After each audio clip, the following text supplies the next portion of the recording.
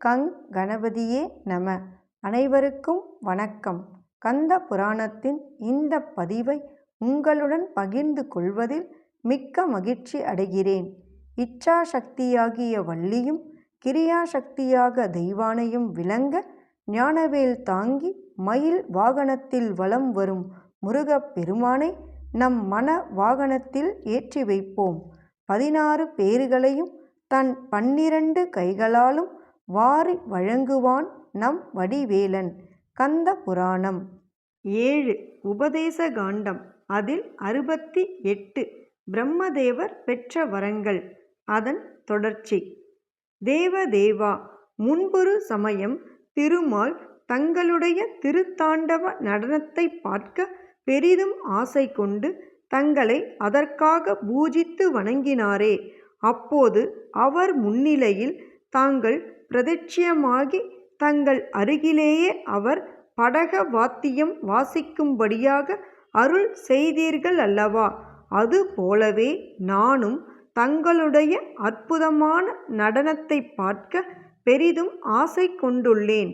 என் ஆசையை நிறைவேற்றி வைக்கும் விதத்தில் தாங்கள் என் முன்னிலையில் திருத்தாண்டவம் ஆடி அந்த நடனத்திற்கு ஏற்ற விதத்தில் தாளம் போடும் பாக்கியத்தையும் எனக்கு வழங்க வேண்டும்.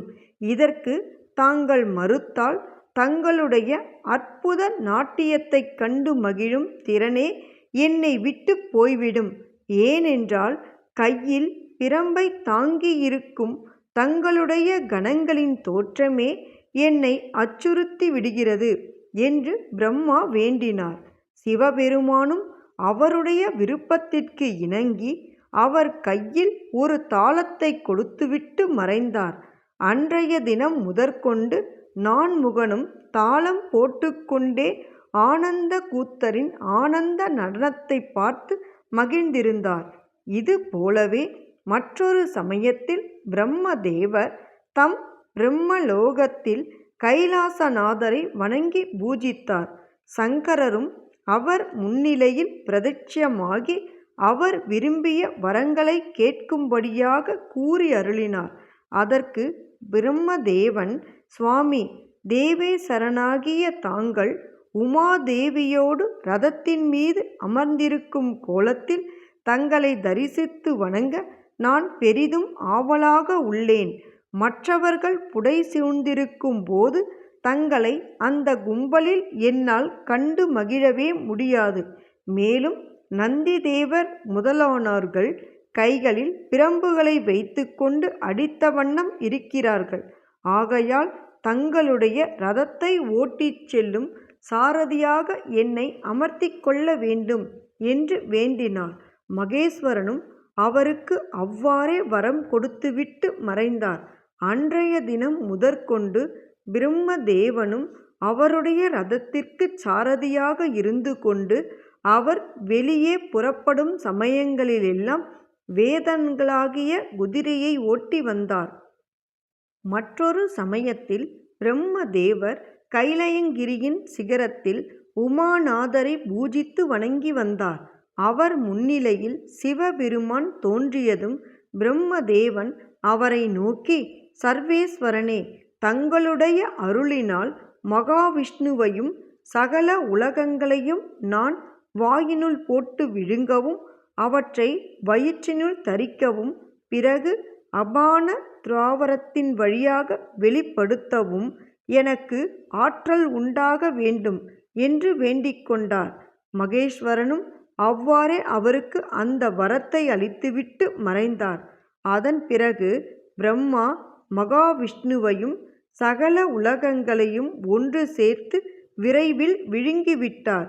அதற்கு பிறகு அவர் சகல உலகங்களாலும் வேண்டி வணங்க பெற்று தம் அபான மார்க்கத்தின் வழியாக அவற்றை வெளிப்படுத்தி உமாநாதரின் உத்தரவுப்படி மகாவிஷ்ணுவையும் உலகங்களையும் மறுபடியும் படைத்தார். இன்னொரு சமயம் பிரம்மதேவர் மகாலிங்கத்தின் உருவம் கொண்ட சிவபிரானின் திருமுடியை கண்டுவிட்டேன் என்று மகாவிஷ்ணுவிடத்தில் பொய் சொல்லி அந்த தோஷம் நீங்குவதற்காக திருவண்ணாமலைக்கு சென்று இறைவனை பக்தி பெருக்கோடு பூஜை செய்து வணங்கி அந்த சிவ பூஜையின் மகிமையால் மகா கொடியதான அந்த பாபத்திலிருந்தும் விடுபட்டு புனிதராக மாறினார். பிறகு அவர் சகல உலகங்களையும் முன் போலவே சுறுசுறுப்பாக படைத்து வரலானார். இன்னும் ஒரு சமயத்தில் நான்முகன் ஸ்ரீ சைலத்தில் சிவ பூஜை செய்து தம் முன்னிலையில் பிரதிட்சயமான சிவபெருமானை வணங்கி, சுவாமி, பூர்வத்தில் தக்ஷ பிரஜாதிபதியின் யாகத்தில் தங்களுடைய கணங்களெல்லாம் மகாவிஷ்ணுவின் வாகனமாகிய கருடனையும் என்னுடைய பத்மாசனத்தையும் ஹம்ச வாகனத்தையும் அக்னியில் போட்டு பொசுக்கி தின்றுவிட்டார்கள். ஆகையால் என்னுடைய பத்மாசனத்தையும் ஹம்ச வாகனத்தையும் என்னிடமே திரும்பி வரும்படியாக தாங்கள் அருள் புரிய வேண்டும் என்று வேண்டினார். மகேஸ்வரரும் அவருக்கு அவ்வாறே வரத்தை கொடுத்துவிட்டு மறைந்தார். அதன் பிறகு பிரம்மதேவரும் தம் சத்தியலோகத்தை அடைந்து தேவர்களுடன் சேர்ந்து ஆனந்தமாக வாழ்ந்து வந்தார்.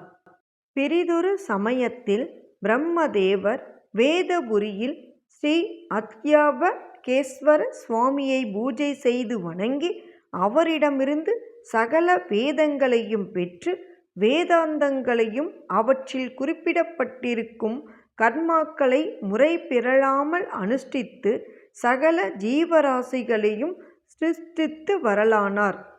இன்னொரு சமயத்தில் உலகங்களின் பாட்டனான பிரம்மதேவன் ஹேமகூட மலைக்குச் சென்று அங்குள்ள மகாலிங்கத்தில் அழிவில்லாதவரும் பார்வதி மணாளருமாகிய மகேஸ்வரரை பூஜித்து வணங்கி வழிபட்டார். அப்போது தமக்கு முன்னிலையில் காட்சியளித்த சிவபெருமானை நோக்கி அவர், ஈஸ்வரா, மகா பிரளயத்தின் போது இந்த சராசர பிரபஞ்சங்களை எல்லாம் திருமாலோடு கூட சேர்ந்து தாங்கள் சம்ஹரித்து அவரிடத்திலிருந்து அவருடைய உடல், எலும்பு, சாம்பல், மண்டையோடு ரோமம் முதலானவற்றையெல்லாம் தங்கள் திருமேனியில் ஆபரணமாக அணிந்து கொண்டு ஆனந்த தாண்டவம் புரிந்தீர்கள் அல்லவா? அதை போலவே பிரளய காலம் வந்தபோது கடைசியாக என் உடலையும் தாங்கள் விளையாட்டாகவே சம்ஹரித்து பிறகு என்னுடைய உடல், எலும்பு, சாம்பல், மண்டையோடு முதலானவற்றையும் தங்கள் திருமேனியில் ஆபரணங்களாக தரித்து தாங்கள் ஆனந்த நடனமாட வேண்டும். அதன் மூலமாக நான் கிருதார்த்தனாகி மறுபிறவியற்றவனாகி விடுவேன். மகேஸ்வரனே, தங்களுடைய நெற்றிக் கண்ணில் இருந்து உண்டாகும் மகா மயானத்தை அடைந்து எவருடைய சாம்பலானது தங்களுடைய திருமேனியில் அலங்காரமாக அணியப்படுகிறதோ அப்படிப்பட்டவனுக்கு மறுபிறவியே கிடையாது. எப்படி என்றால், தங்களுடைய ஜடாமுடியிலிருந்து கீழ்நோக்கி பெருகியோடும் கங்கை நதியில் எந்த பாபாத்மாவின் எலும்பும் சாம்பலும் போடப்பட்டாலும் அப்படி போட்ட மாத்திரத்திலேயே அவன் மகா புண்ணிய சீலனாகி மாறி அவனுக்கு மோட்சமும் கிட்டிவிடுகிறது. அப்படி இருக்கும்போது அந்த எலும்பும் சாம்பலும் தங்களுடைய திருமேனியிலேயே பட்டுவிட்டால் அவனை பற்றி எதுவும் அளவிட்டு சொல்லவே முடியாது என்று கூறினார். அவருக்கு அந்த வரத்தை கொடுத்துவிட்டு மகேஸ்வரனும் மறைந்தார். பிரம்மதேவனின் மனதில் மட்டில்லாத மகிழ்ச்சி பெருக்கோடு அந்த மகா பிரளய காலத்தை எதிர்நோக்கி ஆவலோடு காத்திருந்தார். மகா பிரளயம் சம்பவித்ததும் பரமேஸ்வரர் திருமாலோடு பிரம்மதேவனையும் சம்ஹாரம் செய்து அவருடைய எலும்புகளையும் தம் திருமேனியில் மாலையாக தரித்து கொண்டு தம் திவ்யமான தன்மையையும் சுவாதீனத்தையும் மனதில் எண்ணிக்கொண்டே ஆனந்த தாண்டவமாடினார். இவ்வாறாக அவர் பிரம்மதேவனுக்கு அனுக்கிரகம் செய்து அவரை சம்சார பந்தங்களிலிருந்தும் விடுதலை செய்வித்து மோட்சத்தையும் அடையும்படி செய்தார்.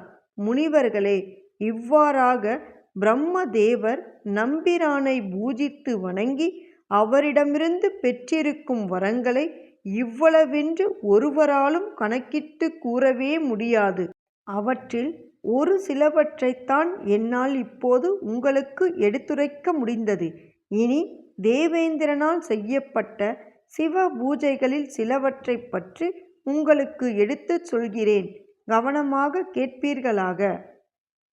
எண்ணிய பொருளை அருளச் செய்யும் கந்த புராணத்தை காதலுடன் இப்புவியில் படிப்போர் கேட்போர் நினைப்போர் யாவரும் பசு பத்தினி உறவினர் புத்திரன் ஆகிய அனைவரோடும் ஆனந்த வாழ்வை வாழ்ந்து இந்திரனைப் போல தலைமைத்துவமும் இன்பமும் மிக்க வாழ்வையும் வாழ்ந்து இறுதியில் பரமானந்த நிலையாகிய சிவபத பேரும் பெறுவர். வேலும் மயிலும் சேவலும் துணை. கந்த புராணத்தின் தொடர்ச்சியை தொடர்ந்து கேட்க நமது ஆர்கேஎன் காலம் சேனலை சப்ஸ்கிரைப் செய்து பெல் ஐகானையும் கிளிக் செய்யுங்க. இந்த பதிவினை நமது ஆன்மீக அன்பர்கள் அனைவருக்கும் மற்றும் புராணங்களை கேட்க விரும்புபவர்களுக்கும் ஷேர் செய்யுங்க. பிடித்திருந்தா மறக்காம லைக் பண்ணுங்க, கமெண்ட் பண்ணுங்க.